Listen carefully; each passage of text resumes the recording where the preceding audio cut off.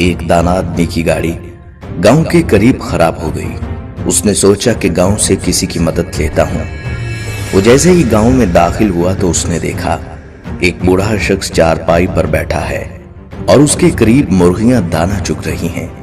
ان مرغیوں میں ایک باز کا بچہ بھی ہے جو مرغیوں کی طرح دانے چگ رہا ہے۔ وہ حیران ہوا اور اپنی گاڑی کو بھول کر اس بوڑھے شخص سے کہنے لگا کہ یہ کیسے خلاف قدرت ممکن ہوا کہ ایک باز کا بچہ زمین پر مرغیوں کے ساتھ دانے چگ رہا ہے۔ تو اس بوڑھے شخص نے کہا، دراصل یہ باز کا بچہ صرف ایک دن کا تھا۔ جب یہ پہاڑ پر مجھے گرا ہوا ملا، میں اسے اٹھا لایا۔ یہ زخمی تھا، میں نے اس کی مرہم پٹی کر کے اس کو مرغیوں کے بچوں کے ساتھ رکھ دیا۔ جب اس نے پہلی بار آنکھیں کھولی تو اس نے خود کو مرغی کے چوزوں کے درمیان پایا۔ یہ خود کو مرغی کا چوزا سمجھنے لگا اور دوسرے چوزوں کے ساتھ اس نے بھی دانا چگنا سیکھ لیا۔ اس دانا شخص نے گاؤں والے سے درخواست کی کہ یہ باز کا بچہ مجھے دے دیں تحفے کے طور پر یا اس کی قیمت لے لیں، میں اس پر تحقیق کرنا چاہتا ہوں۔ اس گاؤں والے نے باز کا بچہ اس دانا شخص کو تحفے کے طور پر دے دیا۔ یہ اپنی گاڑی ٹھیک کروا کر اپنے گھر آ گیا۔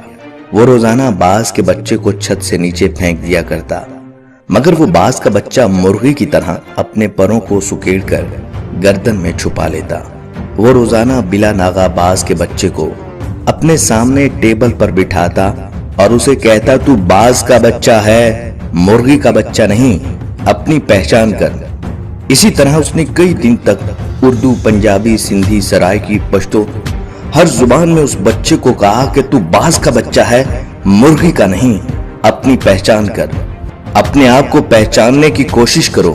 آخر کار وہ دانا شخص ایک دن باز کے بچے کو لے کر ایک بلند ترین پہاڑ پر چلا گیا اور اسے کہنے لگا کہ خود کو پہچاننے کی کوشش کرو، تم باز کے بچے ہو۔ اور اس شخص نے یہ کہہ کر باز کے بچے کو پہاڑ کی بلندی سے نیچے پھینک دیا۔ باز کا بچہ ڈر گیا اور اس نے مرغی کی طرح اپنی گردن کو جھکا کر پروں کو سکیڑ لیا اور آنکھیں بند کر لی۔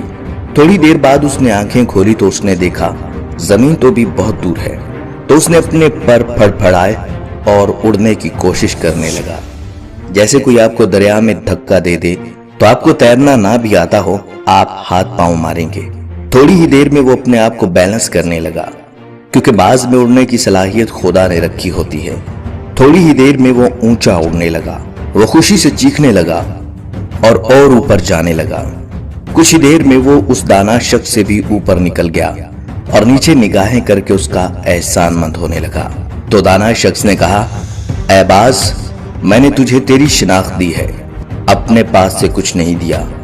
یہ کمال صلاحیتیں تیرے اندر موجود تھیں، مگر تو بے خبر تھا۔ یہی معاملہ ہم لوگوں کے ساتھ ہے۔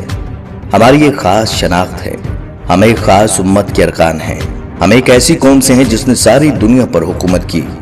ہمارے اندر اللہ رب العزت نے بے پناہ صلاحیتیں رکھی ہیں، مگر مسئلہ یہ ہے کہ ہمارے ارد گرد بے شمار مرغیاں ہیں، جن میں ہمارے ٹی وی چینل اور اخبارات بھی شامل ہیں، جو مسلسل ہم کو بتاتے ہیں کہ ہم باز کے بچے نہیں، مرغی کے بچے ہیں، جو مسلسل بتاتے ہیں کہ تم سپر پاور نہیں ہو، سپر پاور کوئی اور ہے، جو مسلسل یہ بتاتے ہیں کہ تم بہادر اور طاقتور نہیں ہو، بلکہ بزدل ہو، کمزور ہو، جو کچھ نہیں کر سکتے۔